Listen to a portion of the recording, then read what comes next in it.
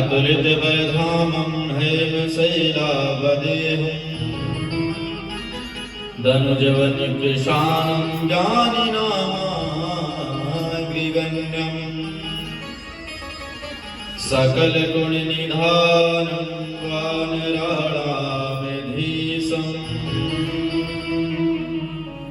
रघुपति प्रिय भक्तं वातजातं नमामि रामाय रामभद्राय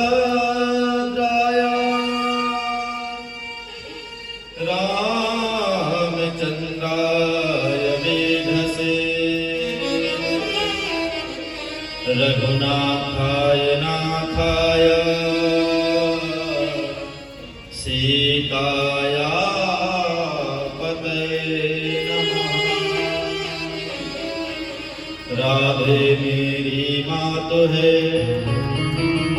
पिता मेरो घनश्याम,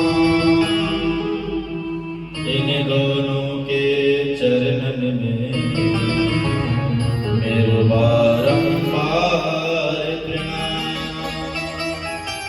इन दोनों के चरणन में मेरो बारंबार प्रणाम। बोलिए भागवत महापुराण की जय। श्री सुखदेव जी महाराज की जय। पूज्य व्यास जी महाराज की जय। श्री वृंदावन बिहारी लाल की जय। जय जय श्री राधे, जय जय श्री राधे, जय जय श्री राधे। आज आप सब तृतीय दिवस के दिव्य श्रीमद् भागवत महापुराण में प्रवेश करेंगे। आइए कुछ क्षण अपनी मन और वाणी को पवित्र करने के लिए भगवान नाम का आश्रय लेते हैं। देखिए, अगर हमें कहीं भी भगवान की प्राप्ति करनी है या भगवान की कथा में मन लगाना है तो सबसे पहले अपने मन को और अपनी वाणी को सुधार करके भगवान के ध्यान में लगाना चाहिए।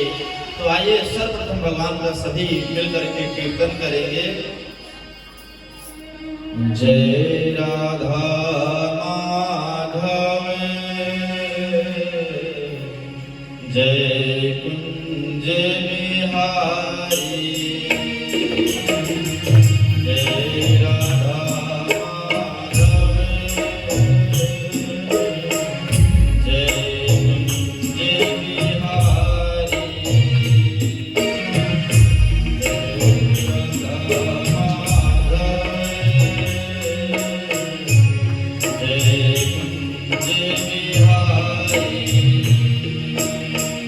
जय राधा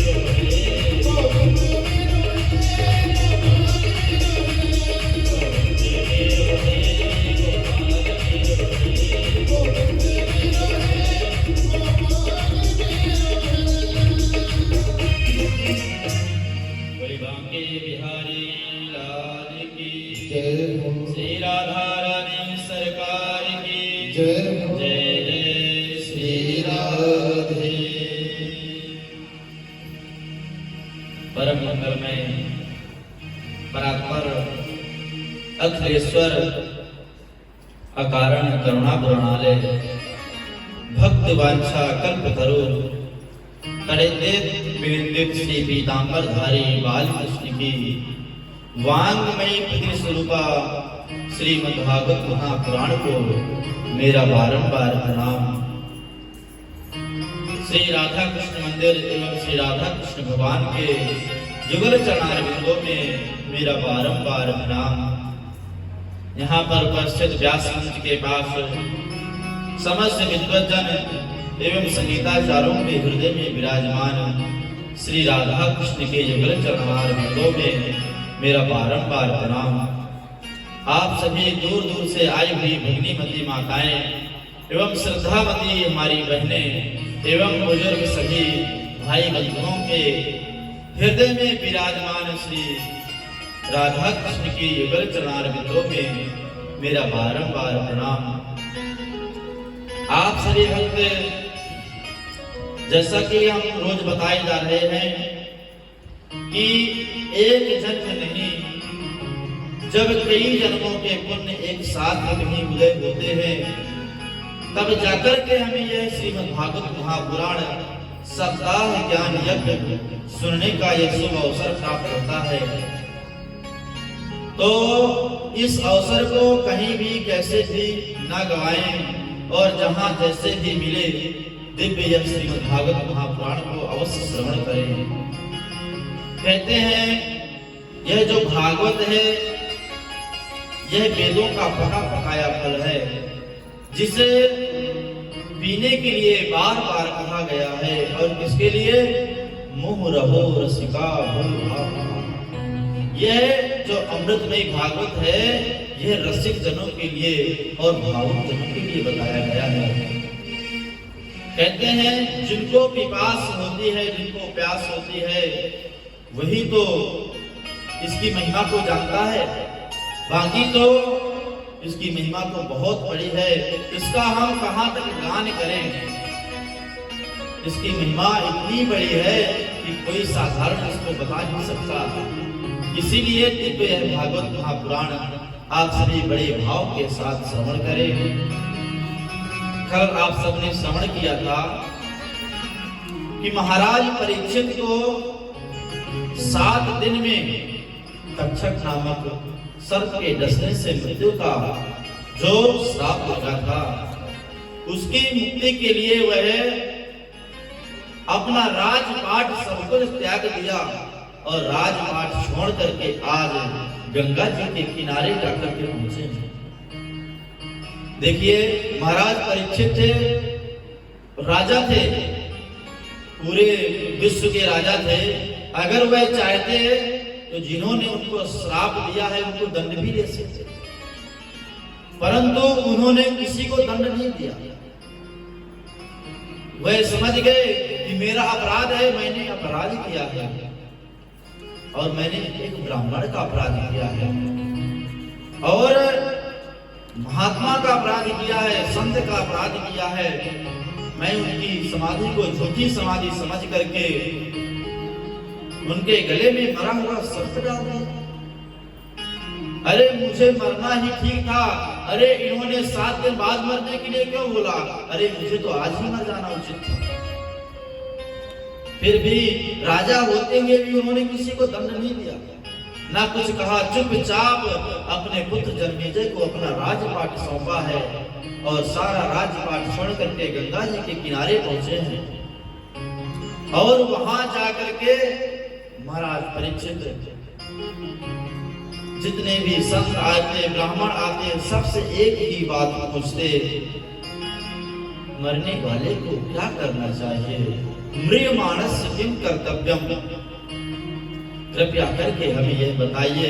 उसी समय देखते हैं कि एक 16 वर्षीय श्याम वर्ण के बड़े बड़े घुमराने बाल हैं और सामने से चले आ रहे हैं हमारे श्री सुदेव जी महाराज। आने की देर नहीं हुई और परीक्षित जी महाराज ने तुरंत उसने प्रश्न कर दिया, म्रियमाणस किम कर्तव्यम, कृपया करके आप मरने वाले को क्या करना चाहिए यह बताइए। आज श्री सुदेव जी महाराज तुरंत सिंहासन पर बैठे हैं और उनके प्रश्नों का उत्तर देने लगे। सुखदेव जी महाराज ने यह प्रश्न सुन करके प्रसन्न हो गए, गदगद हो गए और कहने लगे, बरियानी से प्रश्न क्रतो लोक हितो नृपा आत्मविसम्मता पुंसा श्रोतव्या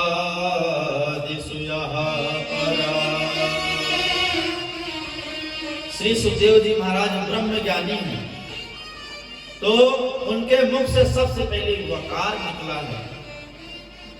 वह मतलब ब्रह्म, तो सबसे पहले वरी आने सुखदेव प्रश्न, सुखदेव जी महाराज कहते हैं, अरे राजा परीक्षित, आपने जो प्रश्न किया है ये लोक मंगल के लिए किया है। आपका जो प्रश्न है बहुत अच्छा है, बहुत श्रेष्ठ है। महाराज परीक्षित ने केवल अपने लिए प्रश्न नहीं किया। अगर महाराज परीक्षित को अपने लिए प्रश्न करना होता तो ये भी कह सकते थे कि मेरी साथ में मृत्यु होने वाली है, मुझे क्या करना चाहिए, परंतु उन्होंने ये नहीं कहा। उन्होंने ये कहा, मुझे मानसिकम कर्तव्यम, मरने वाले को क्या करना चाहिए। सुखदेव जी महाराज कहते हैं, ये प्रश्न आपने अपने लिए नहीं किया, जबकि लोक मंगल के लिए किया है।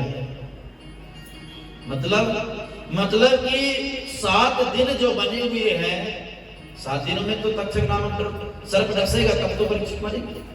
तो जो 7 दिन बने हुए ये केवल परीक्षित के लिए नहीं है, 7 दिन तो हम सबके लिए है।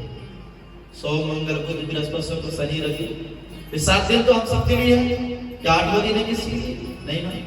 तो 7 दिन में ही जिसको मरना है उसके लिए कोई उपाय बताइए। तो महाराज परीक्षित ने आज लोक मंगल के लिए सबके लिए यह प्रश्न किया है। आज सुखदेव जी महाराज उनके प्रश्नों को सुन करके बिल्कुल भी देरी नहीं करते और तुरंत उनको ज्ञान देने लगते हैं, बताने लगते हैं। तस्मात् भारत सर्वात्मा भगवान ईश्वरो हरि, श्रोतव्यः कीर्तितव्यः स्मर्तव्यो सेवया। सुखदेव जी महाराज कहते हैं, परीक्षित, जो भी व्यक्ति मृत्यु से अभय चाहता है, अच्छा एक बात बताऊं, किसी को अगर कोई डर है संसार में, डर तो बहुत सारे होते हैं, पर जो सबसे बड़ा डर है वह क्या है? मृत्यु का। मैं कहीं मरना चाहता हूं, कहीं कोई ऐसा समय ना आ जाए जिससे मेरे प्राण चले ना जाए, मेरे प्राण। इस प्रकार से यही भय हमेशा लगा रहता है। तो महाराज सुखदेव जी कहते हैं, परीक्षित, जो इस मृत्यु से अभय चाहता है वह 3 बातों का हमेशा ध्यान करे। 3 बातें रोज करे अगर वह व्यक्ति, तो फिर उसे मृत्यु का भय नहीं रहता। बताते हैं, सबसे पहला जो काम है वह श्रोतव्य, यानी सबसे पहले वो सुनना प्रारंभ करे। भगवान की कथाओं को जितना हो सके उतना सुने। सुनने से क्या होता है? सबसे बड़ी कमी हम सब में यही है, हम किसी की सुनना नहीं चाहते। चाहते हो सुनना? अगर कहीं सासू माँ चिल्लाने लगे कहीं बहू को, तो बहुत सुन लिया तुम्हारा, मम्मी ने सुना। तो बड़े बुजुर्ग हमेशा अच्छी बात हमको सुनाते हैं, फिर भी हम सुनना पसंद नहीं करते। तो यहाँ पर सुखदेव जी महाराज कहते हैं, सबसे पहले अगर आप मृत्यु के भय से छूटना चाहते हो तो सबसे पहले सुनना प्रारंभ कर दो। दुनियादारी के हेडफोन लगा के गाने सुना, भगवान की कथाओं को सुनना है। तो जब किसी के बारे में ज्यादा सुनेंगे तो क्या होगा? तो कहते हैं, जाने बिन होई नहीं प्रीति, अब बिन परजीति होई नहीं प्रीति। जब तक हम किसी के बारे में सुनेंगे नहीं, उसके बारे में जानेंगे कैसे? और जब जानेंगे तो हमारा उससे प्रेम होगा। महारानी रुक्मिणी जी भगवान की कथाओं को सुन सुन करके नारद जी के द्वारा, और आज द्वारकाधीश भगवान को अपना पति माना। तो जब हम किसी की बातों को ज्यादा सुनने लगते हैं या किसी के बारे में ज्यादा सुनने लगते हैं, तो हमारा धीरे धीरे उनके प्रति प्रेम बढ़ने लगता है। तो कहते हैं, सबसे पहले अगर कुछ करना है तो भगवान की ज्यादा से ज्यादा कथा सुनना चाहिए। सबसे ज्यादा श्रवण करो। जब श्रवण करोगे तो भगवान के स्वरूप का अनुभव होगा, भगवान का स्वरूप कैसा है। और सुनते सुनते उनमें श्रद्धा और भक्ति प्रेम हमारा अपने आप प्रकट हो जाएगा। इसके बाद कहते हैं जो सुनो, यानी हम भागवत में रोज बताते हैं भगवान का नाम, यहाँ कीर्तन कराते हैं सबसे पहले, तो जो हम कहते हैं जो सबसे ज्यादा सुनो, फिर उसका गान करना चाहिए। श्रोतव्य कीर्तितव्य, कीर्तन करना चाहिए। दूसरी बात हो गई ना कीर्तन करना। जब हम किसी के बारे में कीर्तन करेंगे, किसी का नाम बार बार अपने मुख में लाएंगे, तो उससे जो प्रेम है वह और ज्यादा बढ़ेगा। तो इसलिए कहा गया है जितना ज्यादा हो सके सुनने के बाद उसको सुनना चाहिए, सुनने के बाद फिर कीर्तन करना चाहिए। तीसरी बात, पहला हो गया सुनना, फिर कीर्तन करना, फिर स्मरण करना। पहले किसके बारे में सुना? भगवान की कथा को सुना। यहाँ हम सुनते हैं और घर गए तो सब भूल जाते हैं। ऐसा नहीं, बताए गए सुनने के बाद यहाँ जो आप सुनो तो घर में दूसरे को भी बताओ, और जो नामों को सुनो उनका कीर्तन करो, और कीर्तन करने के बाद स्मरण ध्यान करो उसका। हम कथा में क्या क्या सुनकर आए, आज हमें क्या क्या बातें मिली, तो उसको ध्यान करना चाहिए, मन में ध्यान करते करते। गोपियां जब ब्रज में भगवान का ध्यान करती है तो कैसे करते हैं? अगर दधि मंथन कर रही हैं तो भगवान का कीर्तन कर रही है, भगवान का ध्यान कर रही है। कोई भी काम, हम कहते भैया हमारे पास काम बहुत टाइम नहीं है, कैसे कीर्तन? तो हम ये नहीं कहते कि सब काम छोड़कर एक जगह बैठ जाओ कीर्तन करते रहो, माला जपते रहो। नहीं, अपने सारे काम भी करते रहो और भगवान का नाम भी लेते रहो। क्या उसमें अलग से टाइम लगेगा? हाथ अपना काम कर रहे हैं, अपना काम कर रहे हैं, परंतु हम ऐसा करते नहीं। हाथ हमारे यहाँ और मुंह से गाली बके जा रहे हैं। देखिए दोनों चीज हमारे पास है, अच्छा करना, बुरा करना। अब हमारी अपनी अपनी सोच है कि अच्छा क्या है, बुरा क्या है। तो बताते हैं कि सुनने के बाद गान कीर्तन करो, उसके बाद स्मरण करो, ध्यान करो। जब ऐसा 3 बातें रोज करोगे तब अंत में अवश्य आपको भगवान की प्राप्ति होगी। इसके बाद बताते हैं परीक्षित, संसार में 2 प्रकार के व्यक्ति होता है। संसार में जो व्यक्ति हैं 2 प्रकार के हैं। एक है विषयानंद और एक है ब्रह्मानंद। विषयानंद क्या है? जो इस संसार में के विषयों में ही लगा रहता है। आज अच्छा अच्छा पकवान खा लिया, अच्छे अच्छे कपड़े पहन लिए, अच्छी अच्छी जगह घूमने चले गए और अच्छे अच्छे लोगों से मिल करके आ गए। तो एक है विषयानंद, इसको विषयानंद कहते हैं, जो इस संसार के ही विषय में लगा रहता है। और दूसरा है ब्रह्मानंद, वह संत जो हमेशा भगवान के ब्रह्म के ध्यान में लगा रहता है, भगवान का ही ध्यान करता रहता है। जब करता रहता है वह ब्रह्मानंद। तो यह हमें निश्चय करना है, हमें करना क्या है। या तो भगवान के ध्यान में लगे रहना, या तो संसार के विषयों में लगे रहना है। यहाँ पर कहते हैं सुखदेव जी महाराज, अरे परीक्षित, तुम भगवान के गुणानुवाद करो, भगवान के गुणों का गान करो, भगवान का कीर्तन करो, तो गोविंद अपने आप हमारे पास खींचे चले आते हैं। हमें फिर उनके पास जाने की जरूरत नहीं है। हम अगर यहाँ पर बैठ करके, क्या भक्त प्रहलाद को उनके पास जाना पड़ा? नहीं जाना पड़ा। जहाँ थे गुरुकुल में थे वहीं गोविंद आ गए। क्या ध्रुव जी को कहीं जाना पड़ा? जहाँ यमुना के किनारे जाप करना प्रारंभ किया वहीं भगवान उनके दर्शन के लिए आ गए। तो बताते हैं सुखदेव जी महाराज, परीक्षित तुम्हारे पास तो 7 दिन है अभी। महाराज खरवांग को देखो, जिन्होंने एक घड़ी मात्र 40 मिनट में भगवान को प्राप्त कर लिया। तुम्हारे पास तो आज 7 दिन है। 7 दिन तो बहुत बड़ी बात है। इस प्रकार से कहते हैं, देखिए डॉक्टर सबसे अच्छा वही होता है जो मरीज का पहले डर दूर करे। आज सुखदेव जी महाराज इन सब बातों से परीक्षित जी महाराज के जो भय घुसा हुआ है मृत्यु का, उसको हटा रहे, भगा रहे कि अरे तुम्हारे पास तो 7 दिन है। और महाराज पूर्वांग को देखो, मात्र 40 मिनट में भगवान को प्राप्त कर लिए।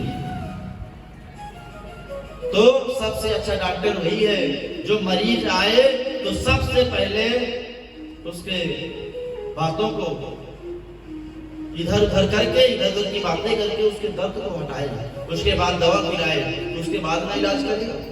ये नहीं आया, जैसे मरीज आया क्या किया, अरे भैया तुम्हारे बहुत ज्यादा चोट है, मरने वाले हो, तो इससे ज्यादा हो, जब समय आएगा उससे पहले उसका गोविंदा है। तो आज श्री सुखदेव जी महाराज उनके डर को, भय को दूर कर रहे हैं, भगा रहे हैं। महाराज परीक्षित ने एक प्रश्न तो किया था, मरने वाले को क्या करना चाहिए, परंतु आज श्री सुखदेव जी महाराज उनको बातों में लगा करके आज उन्हें यह दिव्य साप्ताहिक श्रीमद् भागवत महापुराण श्रवण कराना प्रारंभ करते हैं। बताते हैं कि अगर किसी को भगवान को प्राप्त करना है तो कुछ नियम होते हैं। अगर हम कोई भी चीज नियम से करते हैं तो वह हमें जल्दी प्राप्त होगा। जैसे हाँ, सब व्यक्ति को नियम जरूर बनाना चाहिए, सुबह से क्या करना है, दोपहर को क्या करना है, शाम को क्या करना है, ये नियम अपने जीवन में अवश्य होना चाहिए। परंतु जो बिना नियम के चलता है, जो नियम नहीं बनाता, वह हमेशा अस्त व्यस्त रहता है, परेशान रहता है। तो इसीलिए कहा गया है अगर जीवन में अच्छी तरह से चलना है तो अपने जीवन में नियम धारण करना चाहिए। सुबह सुबह उठना चाहिए, दांतों मंदन इत्यादि करके, स्नान करके भगवान का पूजन करना चाहिए, फिर भोजन इत्यादि बना करके पाना चाहिए, फिर अपना कार्य देखना चाहिए। नियम होते हैं जीवन के। तो यहाँ पर आज श्री सुखदेव जी महाराज परीक्षित को बता रहे हैं, राजा परीक्षित, अगर आपको भगवान को प्राप्त करना है तो कुछ नियम अपनाना पड़ेगा। तब कहते हैं बताइए महाराज क्या नियम है। तब यहाँ पर बताते हैं अगर भगवान को प्राप्त करना है तो सबसे पहले जितासनो जित श्वासो जित संगो जितेन्द्रियः स्थूले भगवतो रूपे मनः संधारयुध्य। तो भगवान को प्राप्त करने के लिए सबसे पहले क्या करना चाहिए, जितासनो। जितासनो का मतलब एक आसन में बैठना चाहिए। अगर भगवान को प्राप्त करना है तो सबसे पहले एक आसन, ये नहीं कहीं पैर फैला रहे हैं, कहीं ऐसे लेट रहे हैं या कहीं दोनों पैर फैला दिए, ऐसा नहीं। एक आसन में बैठने का अभ्यास करना चाहिए कि हम एक आसन में कितनी देर तक बैठ सकते हैं। अगर एक आसन में बैठेंगे तो भगवान में हमारा मन लगेगा। अगर बार बार कहीं पैर फैला रहे, इधर उधर कर रहे हैं तो मन हमारा भटकने लगता है। इसलिए सबसे पहले एक आसन में बैठना जरूरी है। इसके बाद बताते हैं जित श्वासो, यानी एक आसन में बैठने के बाद क्या करना है, अपने श्वास को जीतना है। अगर हमारा हाथ चलने लगे, ऐसे बार बार सांस चलने लगे तो भगवान का नाम जल्दी नहीं ले पाएंगे। तो कहते प्राणायाम नियम के द्वारा अपने श्वासों को जीतना चाहिए, यानी धीरे धीरे सांस को लेना चाहिए, धीरे धीरे सांस छोड़ना चाहिए।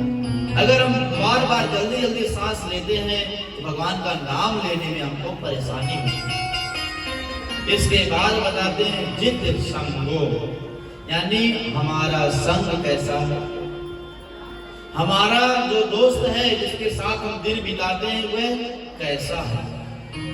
यह भी बहुत ज्यादा हमारे जीवन में महत्वपूर्ण होता है कि हमारा संग, हमारा जो दोस्त है वह कैसा है। कहीं दारू का डेढ़ी दोस्त मिल गया तो धीरे धीरे आपको भी दारू का जब जाना, तो अपने संगत को अवश्य जोड़ना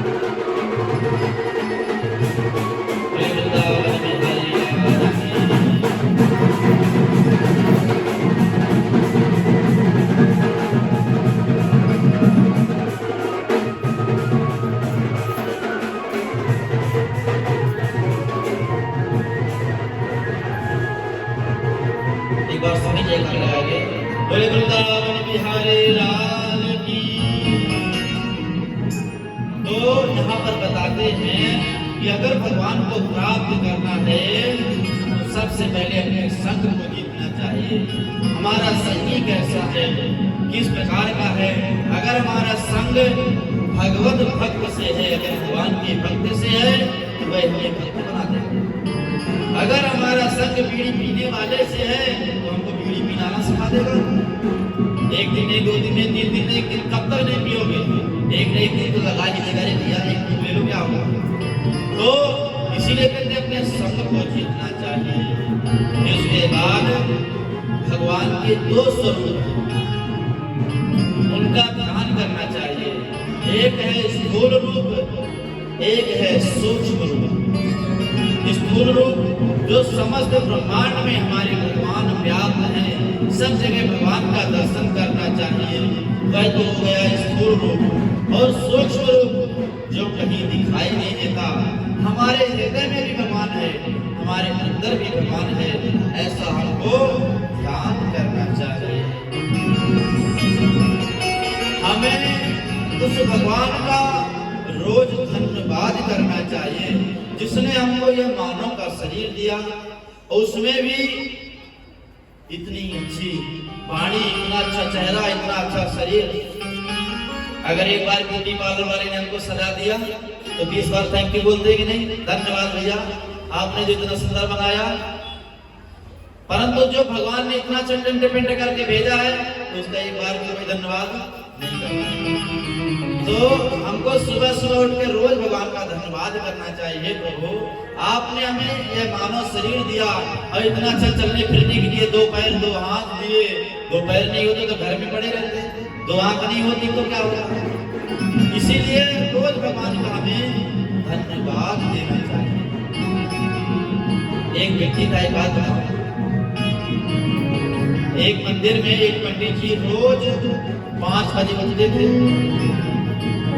और 5 बजे उठ करके आरती घंटी बजाना प्रारंभ कर देते। रोज उनका नियम था, 5 बजे उठते और 5 बजे घंटी बजाना प्रारंभ कर दिया। तो एक व्यक्ति था पड़ोस में, उसकी रोज 5 बजे नींद खुल जाती। वह बहुत परेशान हो गया, अरे पता नहीं पंडित जी कहाँ से रोज 5 बजे जग करके घंटी बजाना प्रारंभ कर देते और हमारी नींद खराब होती है, डिस्टर्ब हो जाते हैं, फिर दिन भर मन कहीं लगता नहीं है।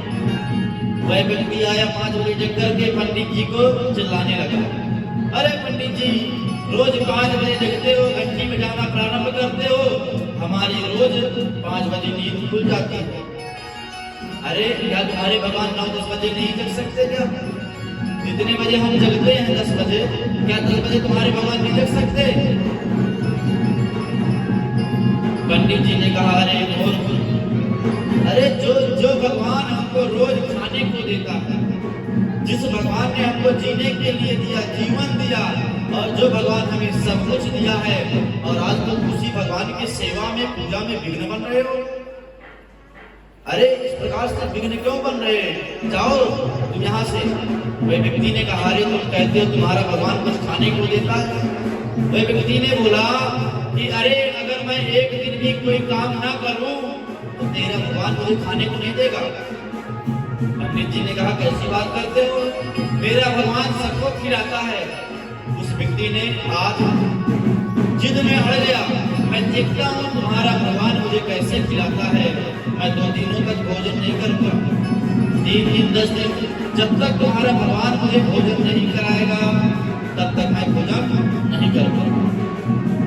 अब भैया वह व्यक्ति जिद में अड़ गया और जंगल में चला गया, और एक जंगल में, घनघोर जंगल में जाकर के एक पेड़ के ऊपर बैठ गया कि मैं देखता हूँ इस घनघोर जंगल में इसका भगवान आकर के मुझे कैसे भोजन कराएगा। एक दिन हो गया, वह व्यक्ति भूखे भूखे बैठा रहा, कोई बात नहीं, भगवान नहीं आए। 2 दिन हो गए, वह व्यक्ति भूखा बैठा है पेड़ के ऊपर, मैं देखता हूँ पंडित का भगवान आता है तब मुझे खिलाता है। 2 दिन हो गए, वह व्यक्ति सोचने लगा, भैया लगता है इसका भगवान नहीं आएगा और मुझे भूखे मरना पड़ेगा। और जैसे पेड़ से उतरना प्रारंभ किया कि उसी समय एक व्यक्ति अपने पति, एक स्त्री थी, वह अपने पति को भोजन लेकर के जा रही थी। हाथ में रोटी और सब्जी लिए जा रही थी खेतों में, तो एक जोर से सिंह ने दहाड़ मारी, तो वह भोजन वहां छोड़ करके चली गई। अब भोजन छोड़ के चली गई तो व्यक्ति ने देखा भैया भोजन लगता है आ गया है, परंतु उसने कहा नहीं, जब तक इसका भगवान आकर के अपने हाथों से नहीं खिलाएगा तब तक मैं खाने वाला नहीं हूं। अब रात हुई, रात में क्या हुआ कि कुछ चोर डकैत चोरी करके, गांव से चोरी करके उसी जंगल में आ गए और उसी पेड़ के नीचे वह अपना अपना साथियों का बंटवारा करने लगे। भाई आज इतना सारा धन चोरी करके लाए हैं, चलो अपना अपना हिस्सा ले लेते हैं। सभी एक दूसरे को अपना अपना हिस्सा बांटने लगे। तो एक जो चोर था उसने देखा कि यहाँ पर कुछ पोटली रखी हुई है। उसने देखा कि भैया यहाँ रोटी सब्जी रखी हुई है। तो वह जो चोर था उसने पोटली को खोला और जैसे खाने के लिए में डालने के लिए हुआ कि चलो भैया सबसे पहले कुछ सब काम छोड़ दो, पहले भोजन करते हैं। तो जैसे ही वह निवाला लेना खाना प्रारंभ किया तो दूसरे चोर ने कहा अरे भैया रुक जा रुक जा। बोले क्या हुआ? बोले अरे हम रोज चोरी करते हैं, मुझे लगता है किसी ने यह षड्यंत्र किया है कि इस भोजन में जहर मिला करके हमको खाने के लिए छोड़ गया है कि जो ये चोर है भोजन कर लेंगे जहर का, ये मर जाएंगे तो सारा धन कोई ले जाएगा। उसने कहा अरे भैया जिस व्यक्ति ने यहाँ पर भोजन छोड़ा है वह व्यक्ति आस पास ही होगा। चारों तरफ घूम घूम के देखा, कोई नहीं दिखा। तो जैसे पेड़ के ऊपर देखा तो वह व्यक्ति बैठा हुआ था। तुरंत उस व्यक्ति को आवाज लगाई अरे व्यक्ति उतर, नीचे उतर। उसने कहा अरे भैया मेरा भोजन नहीं है। बोले नहीं नहीं उतर। उसको जबरदस्ती हाथ पकड़ के नीचे उतार दिया। बोले पहले तू भोजन कर, उसके बाद हम खाएंगे। अगर तेरे भोजन में जहर होगा तो फिर हम नहीं खाएंगे। अब वह व्यक्ति बार बार बोले भैया मैं नहीं खाऊंगा, मेरा भोजन नहीं है, इसमें जहर नहीं है। अरे जब तक उस पंडित का देवता आकर के मुझे भोजन नहीं कराएगा तब तक मैं भोजन नहीं करूंगा। वह व्यक्ति बार बार यही बात कहे और वो चोर कह रहे क्या बात बना रहा है, कभी भगवान आकर तुझे खिलाएगा, अरे इसको खा। अब वह व्यक्ति मना करे मैं नहीं खाऊंगा, भगवान आएंगे तब खाऊंगा, वो अपने हाथों से खिलाएंगे। एक चोर ने तुरंत उस व्यक्ति को जमीन में पटका और सीने में चढ़ गया और तुरंत रोटी लेकर के उसके मुंह में ठूसने लगा। लेखा लेखा वह व्यक्ति हाथ उठा दिया, अरे भैया भैया मैं मान गया कि भगवान होते हैं और भगवान जबरदस्ती खिलाते हैं। देखो मैं बार बार मना कर रहा हूँ फिर भी वे मुझे जबरदस्ती भोजन करा है। वह व्यक्ति तुरंत उठा दौड़ा दौड़ा गया पंडित जी के पास और वह व्यक्ति दूसरे दिन से रोज 5 बजे जगता और पंडित जी के साथ पंडित जी बोला अरे मैं घंटी बजाऊंगा आप आरती करना। तो कहते जो भगवान हम सबका जीवन चलाते हैं, हम सबको भोजन कराते हैं, हमें उनकी सेवा में अपना तन मन धन सब कुछ न्यौछावर कर देना चाहिए। इस प्रकार से आज महाराज श्री सुखदेव जी आज परीक्षित को उपदेश दे रहे हैं। कहते हैं क्या वृक्षों ने फल देना छोड़ दिया है? क्या नदियां अपना जल प्रवाह करना बंद कर दिया है? हम मनुष्य जीवन भर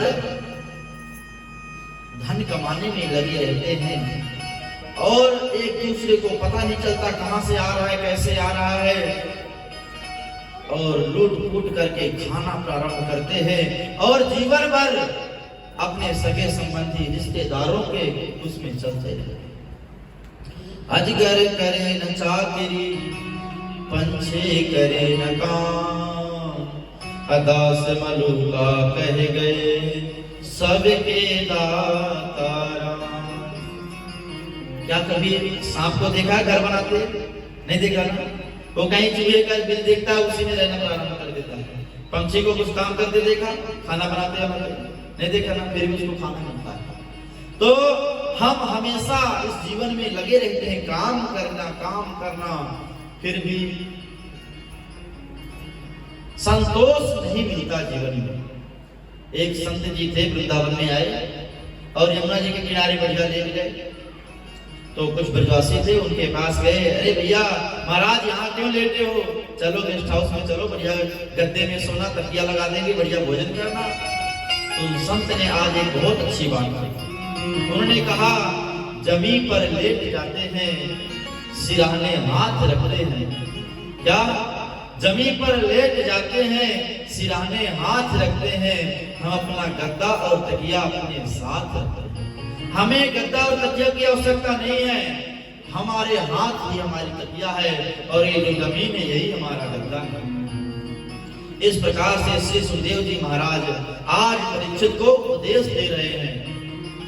फिर बताते हैं कि इस भूमंडल में 14 भुवन हैं, ऊपर के 7 लोग हैं, नीचे 7 लोग हैं। ऊपर भू भुवा स्वाहा महा जना तपा सप्त लोग ऊपर हैं और नीचे हैं 7 लोग, अतर वितर सुतल तलातर सातल पाताल, ये 7 लोग नीचे हैं। और ये इन दोनों के मध्य में ये जो पृथ्वी मंडल है ये मध्य में विराजमान है। इसके बाद बताते हैं कि हम जो भगवान की, जो हम संसार मनुष्य हैं, ये भगवान की ही उत्पत्ति है। 4 वर्ण है ना, ब्राह्मण वैश्य, ब्राह्मण क्षत्रिय वैश्य शूद्र। तो कहते हैं ये भगवान से ही उत्पन्न हुए हैं, भगवान का विराट स्वरूप है। तो भगवान के मुख से बताते हैं कि भगवान के मुख से ब्राह्मणों की उत्पत्ति हुई है। वेद में लिखा हुआ है ब्राह्मणों समकमासीत बाहु राजन्यः। तो जो ब्राह्मण है वह भगवान के मुख से उत्पन्न हुआ है और जो क्षत्रिय है वह भगवान के भुजाओं से उत्पन्न हुआ है और जो वैश्य है वह भगवान के पेट से, उदर से निकला है और जो शूद्र है वह भगवान के चरणों से निकले। तो बताते हैं कि जो ये 4 वर्ण हैं मनुष्य के, वे भगवान के ही अंग हैं। इस प्रकार से आज बहुत सुंदर वैराग्य का यहाँ पर वर्णन करते हैं। कहते हैं कि क्या जब बालक का जन्म होता है या बालक जब पेट में आता है उनके, तो क्या वहां पर कोई भोजन खिलाने जाता है? क्या वहां कोई लालन पोषण करने जाता है? क्या देखने जाता है? नहीं। तो वहां बताते हैं कि भगवान ही वह सबका पालन पोषण करते हैं। आज इस प्रकार से श्री सुखदेव जी महाराज भली प्रकार से आज महाराज परीक्षित को उपदेश दे रहे हैं। बड़ा ही सुंदर महाराज ने आज स्थूल रूप के ध्यान की विधि बताई। यहाँ पर 2 मुक्ति के बारे में बताया है, एक सत्य मुक्ति और एक क्रय मुक्ति। जो ब्रह्मलोक के भोग को चाहते हैं वह हमारे भगवान के सूक्ष्म रूप का ध्यान करें। इस प्रकार से यहाँ पर बताया गया है जो परिवार में, अपने घर परिवार में बढ़िया मिलती जुलती रहे या सबके एक साथ रहे, कोई लड़ाई झगड़ा ना हो, तो बताते हैं कि हमें भगवान शंकर की आराधना करनी चाहिए। जो रूप की कामना चाहते हैं, जो सुंदर होना चाहते हैं, वह गंधर्वों की उपासना करे। जो बहुत सारा धन चाहते हैं वह भोले बाबा की आराधना करे। जो विद्यार्थी बच्चा, जो कन्याएं पढ़ना चाहते, विद्या चाहती हैं, वह भगवान भोले बाबा की आराधना करे। और यहाँ पर आज बताते हैं कि जो सब कुछ चाहता है, या कुछ नहीं चाहता, अकामः सर्व कामोया मोक्ष कामोदारधे ते प्रेण भक्ति योगेन यत्